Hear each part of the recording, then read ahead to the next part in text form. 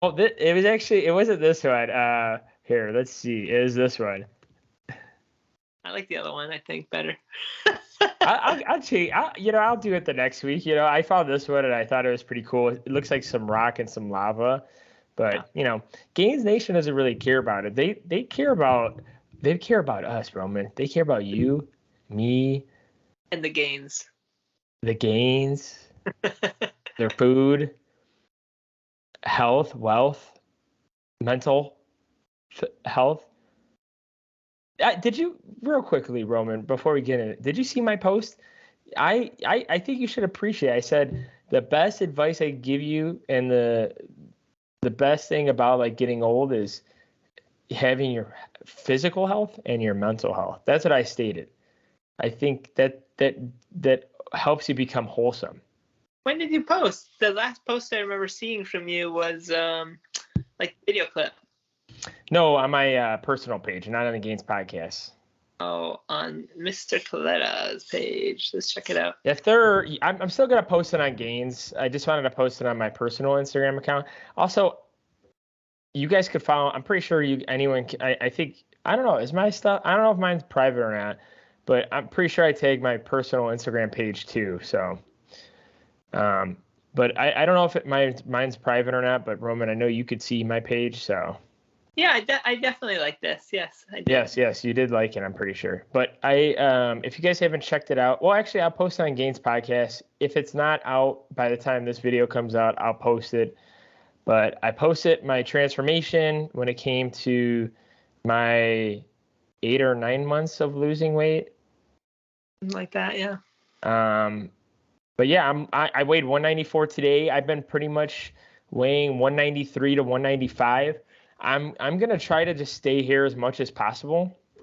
If I might lose like some pounds, like to 192, 191, I probably will try not to do that. More or less, I'll try to go to like 196, 197, and then maybe back down to 195. I want to stay from like 194 to like 200 pounds. That's like my range, I guess, right now. I saw 193 like 2 weeks ago, and I don't know. I'm feeling good though. So like either way, I'm just gonna keep staying this weight, if that makes sense. I'm a big believer of like adapting to weight classes. So that being said, I'm a big believer on like, hey, if your goal weight is 195, don't hit it and then run. Hit it and then stay there. Learn how to adapt and build a better body at that weight, right? So if I'm leaner at 195, I think I could see a 4-pack. I don't have the 6-pack chiseled abs, even though like my body fat's like really low. You could see 4 abs. I don't think even when I compete in bodybuilding, like I'll have to post like a picture or whatever, but like maybe it goes back to my weak ass core, but I've only really had like a 4-pack, so it's like four little abs, and then like the two just kind of like are hidden. So I'm not really mad about it. I don't really care about that stuff. As long as I look lean and look strong and feel strong, that's all I'm going for. But I'm gonna stay at this range. But back to the point, like if you're trying to gain weight, lose weight, it'd probably be a good suggestion to like learn how to live in that weight. So learn how to live in like the positive, negatives of both sides of the spectrum. So if you're bulking, learn how to be like a better athlete, I would say, at a higher body fat percentage. Learn how to be a little bit stronger, and also learn how to love your body and not so much the way it looks. Meaning, obviously, you gain some fat and muscle. Don't stress too much about how you look right then and there, but learn how to look at the positives. And then when you're lean, learn to love how your body looks, right? Because you worked your rear end off and you did that to make yourself more healthier. But it shows the quality of muscle you have, and also learn how to, I guess, not be able to put up the strong numbers you used to when you're bulking, but also love to like do other PRs with it. So like just because I can't lift like 405 for like 5 reps or 4 reps, whatever the reps I was doing with 405 on deadlifts, back in the day, like when I was heavier, but learn how to like love how like, hey, I don't do belted deadlifts right now, but I just hit 375 pounds for 2 reps last week. Or I did 405 pounds for farmer carries. And yes, it was only 1 rep of deadlifting it, but I was able to move that weight and walk like, whatever the meters is on the turf there and back. And I was able to do that. And I'm almost at my lowest weight I have been in like 5 years, 4 or 5 years, I guess. Maybe even less, maybe like 2, 3 years. But does that make sense, Roman? Yeah. I know I'm going on a tangent early on, but does that make sense? You're crushing pull-ups recently too, right? Yeah. I got. You know what? I lengthen the range of motion a little bit more. But right now I've been getting like a solid like 10 to 13 reps on my sets of pull-ups. And then I'm trying to do RPA like 9, 10 on those. Like I with pull-ups I just try to crush as many as I can in the set. So yeah. And then I ran 9 miles today, which Roman and I were just talking about this before we started recording. But yes, I did 9 miles, 9 minutes and 30-second pace, Roman. Yeah. And honestly, I'm loving it. Those headphones my brother got me, the Aftershock headphones, where it lays on like your temple and not in your ear. Beautiful. They stayed on my head beautifully. I didn't have to fuss with them like I did with the AirPods. They were really comfortable. Didn't even notice they were there. I ran with my Camelback today. Didn't even notice I was there. And then, yeah, it just pretty much dialed in. And I felt really good. I did have some pain though. I texted Roman like a couple of days ago. It was weird. If you guys haven't heard of like a Liz Frank injury, it's like the top of your foot, like almost like the midpoint of your foot, like that bony part.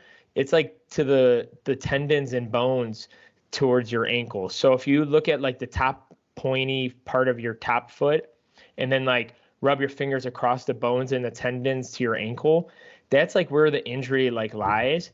For some reason on Sunday, I couldn't, for some reason, like all of a sudden I did the 405 farmer carries for 2 sets. I donated blood afterwards. And then like 5 hours afterwards, my foot just felt like like so much pain and agony where like it was hard to walk. And I didn't know where it's from. And I was talking to Roman, and Roman is like, well, it could be something like from like, maybe like the farmer carries, which may carry over, no pun intended, to like later in the day / like maybe a next day injury. And you know what? And then I always think like movement is probably the best like healer. So I was feeling the pain. I went in the pool for a little bit beforehand, and I was like trying to walk in the water. You know how like moving in water is a little bit easier than like, being like outside, and because it like kind of lessens like the weight of your body, I guess you would say. I'm no expert in the pool exercising or rehab, but I just was walking back and forth in the pool, seeing if it helped. I get back in, take a shower, still like it hurts so bad. And then I was like, you know what, Sam, let's walk our dog. Let's walk Pino outside. And I put on like some shoes that have like a pretty big like arch and cushion. I put on my Kobe's, which I usually play basketball with. Roman's probably seen those shoes I had. That was probably the ones I was wearing when I was playing with you.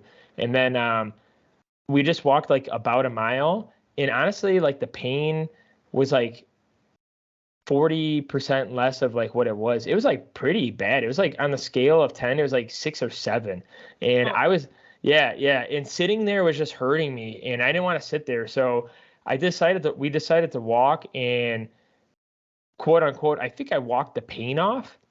I don't know what happened, but like I didn't really have too much pain at the end of the day. And then Monday, I was like pretty much like 75%. I didn't feel like really a thing. And then today, 3 days after, I ran the 9 miles. So can you explain that, Roman? Sounds like it was probably like some sort of transient muscular pain. Maybe like a bruise? Could be. Or it could just be like nerves misfiring or something along those lines. And I also read that like Cam Newton, it happened to Cam Newton where in the game, it's pretty much a lot of the injuries come from that when you like stop really hard on your toes and like your ankle like falls back really fast and the tendons right there can either snap, tear, or be bruised. And um so yeah, I was like, damn, like obviously you think the worst, but I'm like, damn, is this going to interrupt my training for the marathon? It's kind of like Roman with the Tough Mudder. It's like, like, is this going to interrupt like my squats? Is this going to interrupt my running? Is it going to interrupt my walking? And you expect the worst. And then, like I said, all I did was walk it off. And then like the pain went from like a 7 to like a 3. And then by the next day, it was like a 1. So That's crazy. That's so where crazy. where am I going with all that, Broman? I don't know.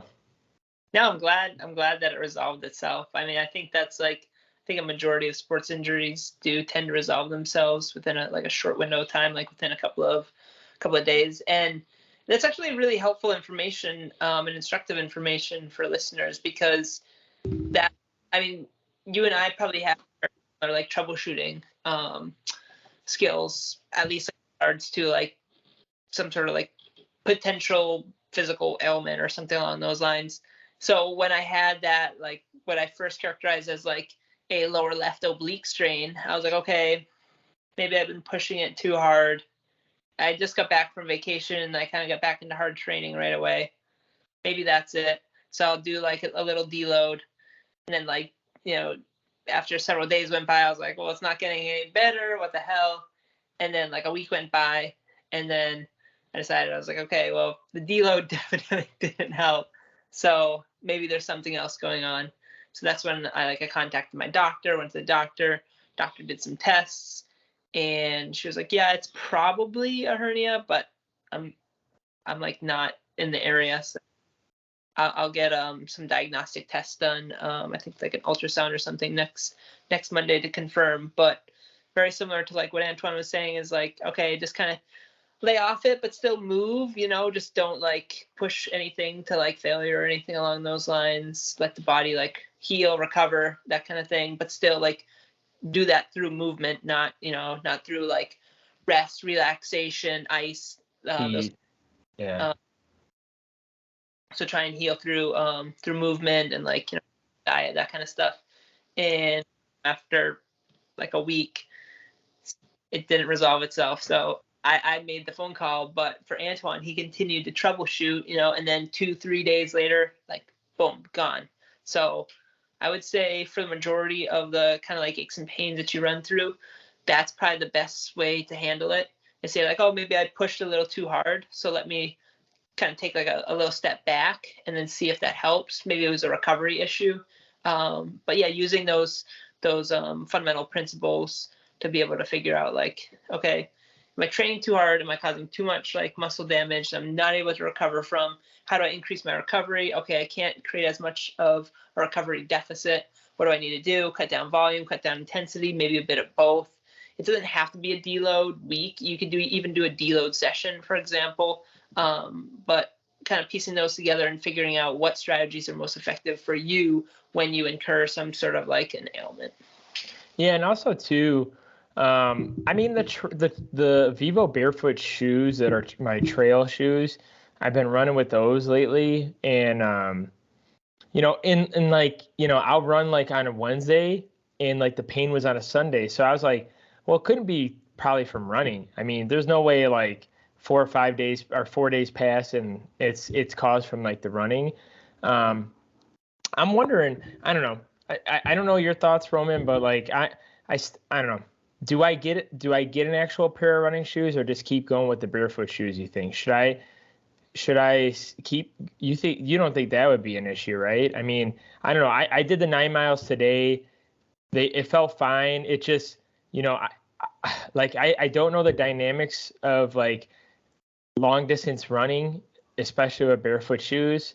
So I'm not sure, like, because I know like some running shoes make like really wide widths, and like maybe that would be like a better solution. Because like for me, I can't go back to regular shoes. Like if they're not wide or barefoot shoes, like every time I put on dress, like even with the reception, like I told you my feet were just like crammed. So I don't know. What's your thoughts on that? Like, do you think I should like try and buy like a pair of running shoes and see if like, I don't know, because like I'm thinking like I know the barefoot shoes got me to 9 miles, but like, are they gonna be able to give me like 26?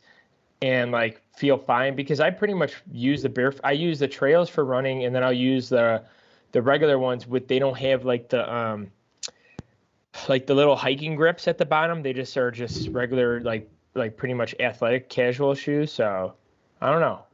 Yeah, so what I would say to that is most likely your feet are going to adapt to whatever shoe they're being in, right? Obviously, like you changed into like the Kobe's, they have slightly more like arch support that may have like help through like proprioception, other means, totally possible. But what I would say in general is whatever you're training in, unless it's causing like discomfort, like right off the bat, your foot is probably going to get used to it. So you're probably best just keeping that and writing it out. And then this goes for like the whole training process. Let's say you're getting like a couple of months before the race, maybe a month before the race, you might want to switch your or when you do switch up your shoes, which I wouldn't recommend, but you know, sometimes you get to a point where you have holes in them and whatnot. Wouldn't do it like, you know, days before a race. Like I would give like a month or two to kind of work them in. It depends. Like if you're doing ultra marathons, like you might only get a month out of a shoe, but try and find a shoe that you like, that's comfortable, that works for you for while you run, and just keep on recycling that shoe. So for example, if it's like Nike X2, I'm making it up, or like Reebok Nanos, for example, that's a good example. If you are like standardized the Reebok Nanos, they change them so much, so it's not like the greatest example, but you get the point. Yeah. I stick with the Reebok Nanos. Have either a second pair that you can kind of like recycle in so that they don't get worn out so quickly, or when you wear like literally holes to them, because I'll do that with my shoes, then stick with the Reebok Nanos. Because I think if you did, or what I would say to that is if you went from the Reebok Nanos to, let's say, some sort of like Nike running shoe, for example, I think that's when your foot would have to adapt to the different last of the shoe, the different like width of the shoe box, the different like cushion in the shoe. So find something that you're comfortable with at first and then stick with it pretty much. And then your foot is going to adapt to that. As long as it's not causing like some sort of like severe pain or discomfort when you're running, then that's about as good of a shoe as you get.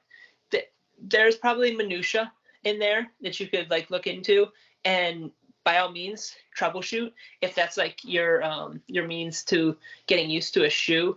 But just like in lifting, like you can't really like rely on the gear, but you do also have to get used to the gear. And if you wear a belt when you squat, if you don't wear a belt the next time you squat and you've been wearing a belt for 12 weeks, your squat's going to go down most likely, because it's used to being able to create that pressure, that like intra-abdominal pressure, so that it can like, so you can reduce the amount of like force that's leaking out of your spine, for example, et cetera, keeping a nice rigid core. And that is how you've maximized that movement pattern. So when you change it by like removing a belt, for example, you'll find that your squat numbers go down. And that's, I would say, for most people, that's likely true. So if you've been running with the Vivo Barefoots, buddy, I'd stick with it as long as it's like comfortable and it doesn't cause any type of like discomfort. Yeah, I'm going to show all those people in the marathon. I wanted to prove a point that you didn't need running shoes too, because the fact that I bet when I get done with it, I bet all the people are going to have, all the running shoes that you can see. I bet it's going to be all like the same shoes everywhere. So, and it's funny, and like I've told you this, but like so far the only soreness I really get like after the run is most of the time it's like my calves and like some foot soreness, but it's only like the day of and the day after, and that's it. So it's like pretty much like pretty settled, and it's not bad at all. So I'm loving it. Like I haven't had any shin splits. I had like that maybe minor flare up of plantar fasciitis in like the first like couple weeks I was doing it, but that's all beginner stuff. But I wanted to move on to because we got two more things to talk about. But sad news that Cedric Mcmullen has passed away, the bodybuilder. It was confirmed April 12th.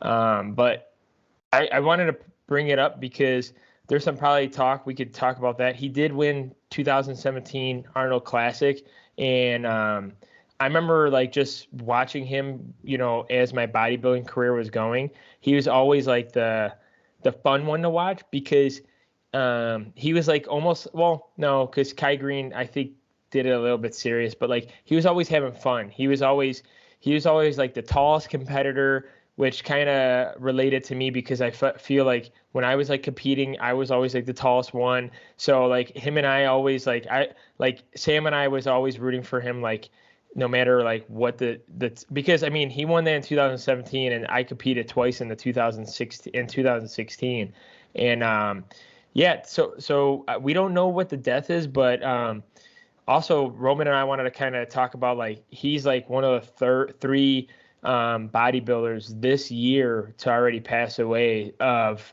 an age under 50, right? I think it's all three of them have been under 50 years old. So it's kind of hard out there. Roman, do you want to like say anything? Like, I mean, we're gonna miss this guy a lot, and he was always fun. He was always bringing the fun to like bodybuilding. Like that's all I could tell you. He was like such a fun looking guy. Yeah, super sad. I like it. You get to that point where like you're like in like the, I guess you'd say, the grieving like stage or process or whatever, where like you sent that over to me. It's almost like, what? No, like I just saw him commentating at I think the Arnold in the fall of 2021. So I was like, no, that can't be true. So it's so crazy. I think like what the bodybuilding community like en masse needs to take from this is like be serious about your health, like whether you're like enhanced or you do it natural. Like either way, like of course there's risks in everything we do in life, but like don't take your health lightly. I think a big area of need is bodybuilders need to have like sport specific doctors in their corner that kind of understand the sport, because it's just like if you're doing it natural, then like there's other concerns, probably not as much as like an enhanced athlete, for example, somebody that has to worry about like, all right, I've got to worry about like my kidneys with like these like performance enhancing drugs I take. I got to worry about my liver because of like some of the metabolites. I have to worry about like my heart because of how some of these like performance enhancing drugs can increase like left ventricular like hypertrophy, like all these different things. So you need to have like a sports specific doctor in your corner that's there like fighting for you, advocating for you, and understands like what these kind of things look like. They need to be able to tell you when like your AST, like your liver enzymes, all this stuff, like dude, this is like out of whack. Like you can't be prepping right now. Like this could like, I think that's like a huge need that this community like has right now, and it's like it's so glaring because it's just like person after person after person after person. And it's just like, oh my god, it's so many names, and they're like there are other issues that need to be addressed as well, but that seems to me to be like the most clear. And I know it's not perfect because like I think about somebody like John Meadows, and John Meadows, like he kind of knew like what the shit he had going on like in his life and his like health issues and whatnot, and he was talking to like doctors that were like knowledgeable about like bodybuilding and whatnot. So freak accidents, like freak health like incidences are probably gonna happen. Bodybuilding is kind of pushing itself to like it's very extreme, especially like on the enhanced side of things. So unfortunately, I think we're seeing kind of like the side effects of that now. So I saw somebody that I follow that like I'm really happy that he like made this decision for himself. I think he's like an amateur bodybuilder, but it's Ben Chao. He's like a hostile athlete. He's like usually on the Fuad Abiyad like Real Bodybuilding podcast or Bodybuilding and Bollocks. he decided to like officially retire. I think he like announced on Instagram recently, and I think it was like based off of seeing like his friends, like his community around him, like people just like dying all around him. Yeah. So yeah, I think that's kind of where like the biggest need is, having doctors that are like competent and confident. Because I watched a video from Nick Trigili, who's like bodybuilding and bullshit, I think, and he was saying that like Cedric Mcmullen was like very hesitant to like even go to the doctor sometimes, because his doctors like they weren't understanding his like health issues, and they weren't taking him seriously. They're like, this is mental health issues, and it's like, yeah, maybe, but it, like I've heard this like so often now from like bodybuilders and non-bodybuilders alike, where doctors just like dismiss people with like, this is a mental health crisis, like you need to go and like get this fixed. And it's like, yeah, that is a possibility, sure, but you haven't done the proper checks. Like you haven't checked, like you haven't taken my blood, you haven't like done my vitals, like all these different things. Like these are basic things that, in my opinion, it's the medical community, which is like going against HIPAA and like the Hippocratic Oath. So I mean, I know they've got a lot going on. I know it's like a super stressful environment, but at the same time, like that's somebody's life that like you have in your hand, and they're trusting you because you're a professional. So I think we have to be better and do better, on like the medical community side, to be able to help identify these things, and then like bring people along too, like give people the knowledge, equip them, make them feel confident that hey, I'm here to like support you with these health outcomes. Because it's very sad that Cedric Mcmullen passed, but I feel like he's probably not going to be the last one, like in 2021 alone. And that's like really sad, and that really sucks to say. But until that, I think these problems are resolved, we're probably going to still like see like these like people that we follow and we like support, and we model like our behavior and our actions like based off of. I think we're going to like continue to see them suffer, unfortunately. Yeah, and also to add to that, I think if we made like America, like obviously I don't know how it is like internationally, but like obviously make some of these. I think it's because of the fact that some of these drugs are illegal. I don't think there's like enough research and understanding in the medical background, which it kind of sucks, because it's like some of these people, it's like,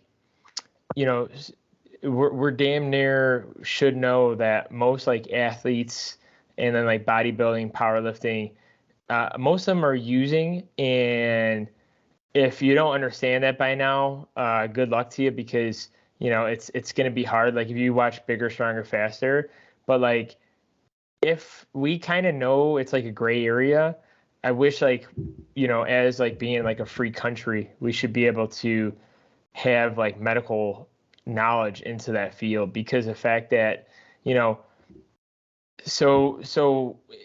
people are boosting testosterone levels and using growth hormone and using drugs that people that are diabetic that are using for like insulin purposes for bodybuilding, like they're if people are paying for the healthcare system, like we should be able to get that respect on getting the information. Because like obviously Roman and I are natty, and like we're probably going to stay natty the rest of our lives, but like I think we both understand like, hey, like there's a lot of risk in everything, but like just because that person decides that they do that, there should be someone to back them up, right? It's like we pay all this money, we pay all this for government needs. And also like Cedric, he was active military, like he's been in the army for 20 years, like, and it's like crazy. It's because like I don't think like the full answer is going to show like what caused the death,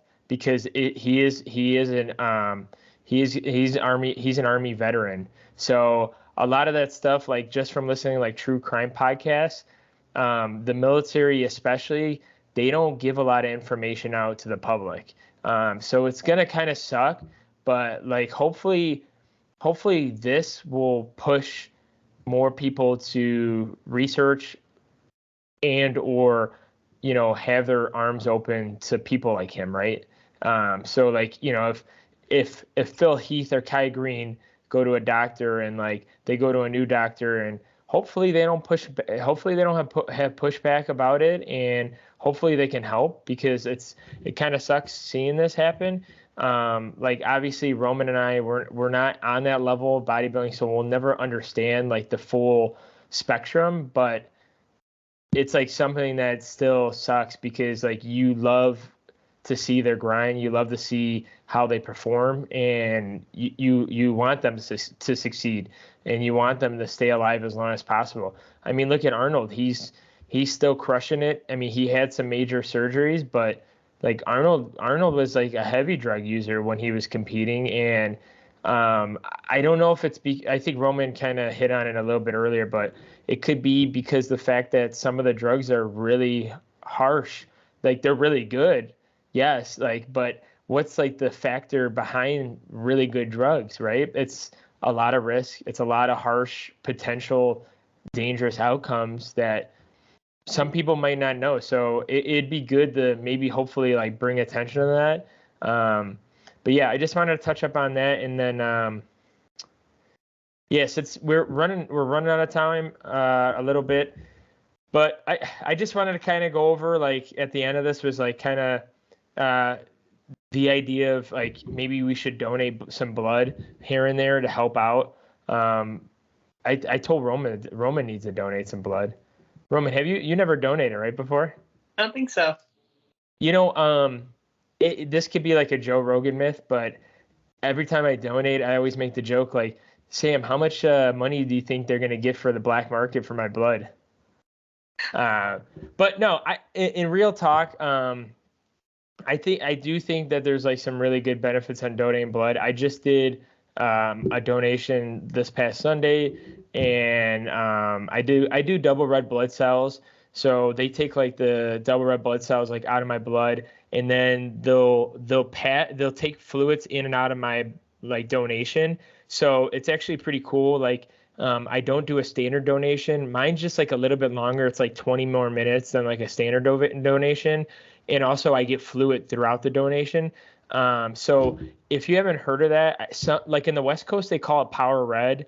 In the Midwest, they call it double red blood cell like donation. So depending on where you're at, it's like just you could see it when you sign up for a donation.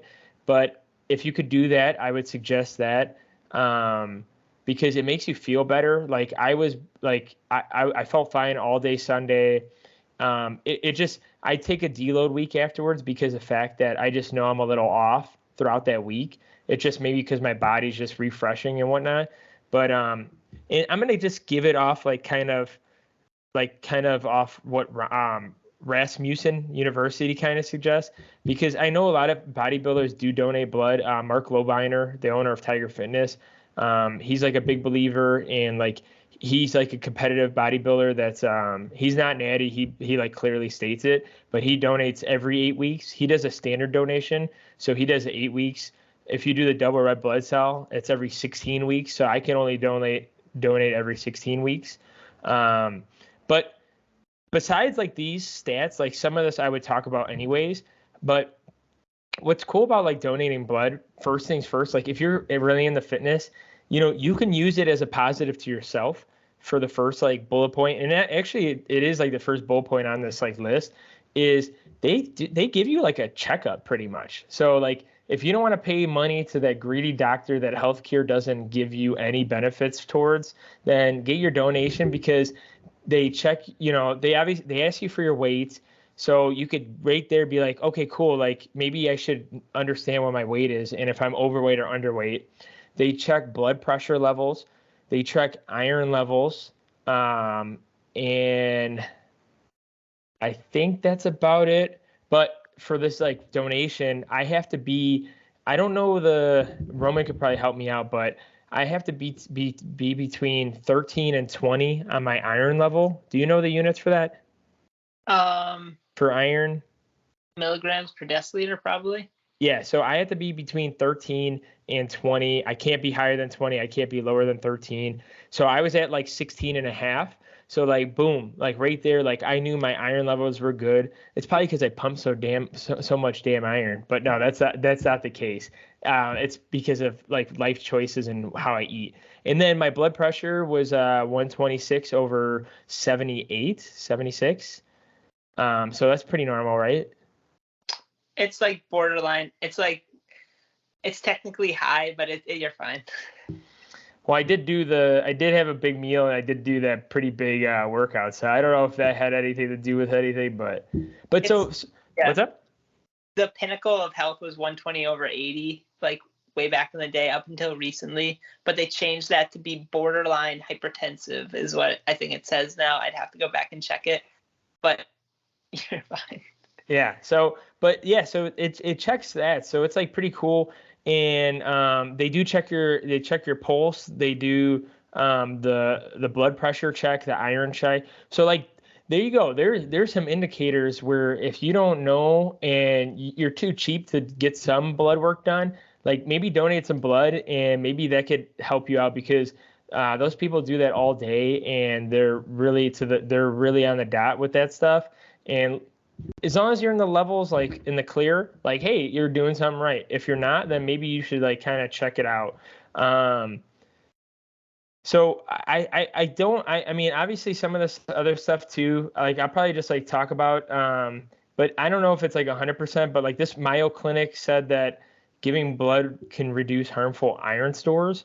So, to my understanding is the more you donate, like, it can reduce like the extra iron stores in your body. So pretty much like removing excess iron in your blood, which is like pretty cool because I actually talked to one of the older guys at my gym and he's like in his higher 50s and him and I were talking about it. And he likes to donate a lot because every time he donates, he's got such a higher iron count. He's like, I don't know it off the top of my head, but I'm pretty sure like I'm close to that 20 mark. So like donating can actually potentially benefit him. Obviously there's probably more that's going on, but like, it can help like give excess stores away when you're donating. Yeah, I don't know, man. I don't want to read the other ones, but I just wanted to say, because we never talk about it, but donating blood, like try to do it, see how it is. If you don't mind needles, I've been donating since high school. Never really had like any bad moments until I did like a regular donation. And like, I felt like I was going to faint the one day, but yeah, I've been donating since I was like 15 or 16 years old. So yeah, so about just over like 12, 13 years. Roman said he's going to get his butt into the donation and maybe donate some of his blood. Do you have a reason why you don't donate, or you don't really? This is probably not the conspiracy. Case. Is that the conspiracy? Definitely conspiracy, yeah. Okay, I mean I'm like halfway about it, so. But not that. I don't remember if it was like my mother or if it was like a doctor or nurse, but it was like based off of like whatever weird ailments and like whatever medication I was taking when I was younger. I think they said like at the time that it wasn't advisable for me to give blood, but like I'm not on any medication. Like I don't take allergy medication. I don't take like medication for my asthma. Like I don't take like, yeah, I don't take any medication other than like, just eating healthy and trying to get some time in the sun and exercising, all that fun stuff. So that was a reason like when you were younger then? That's like what I remember. I don't know if it's legitimate. Don't take that to the bank. To the blood bank? The blood bank. That's where I'm to this. Are you to get your blood work done? No, but I'm just saying that I will donate my blood at some point, or I'll figure out if I can donate my blood and I'll report back. Yeah, try it. I mean, they obviously test you for those certain things, like, like the blood pressure, iron levels, and the pulse. Like, so they make sure, like, they've turned down Sam before because her iron levels were kind of low. So like they do the check where, I mean, they're not going to just sit there and just like collect your blood like all the time. Like you have to be in those parameters, and unless unless like Red Cross is like filled with like the directors are like vampires and stuff. Like yes, we're gonna help people. We're from Transylvania. Yeah, the funny does like phlebotomy too. So people will see her around town and they're like, it's the vampire. There you go. Does she do any donation work at all? I don't know if she does. She usually works with like geriatric populations. So I want to say no. Okay. All right, guys. Well, we're gonna end this here. We had quite a bit to talk about today, but we hope you enjoyed it. We'll see you guys on the next one. Make sure you guys like and subscribe, comment, follow us on Instagram and TikTok, and then we'll see you guys on that next one. Peace.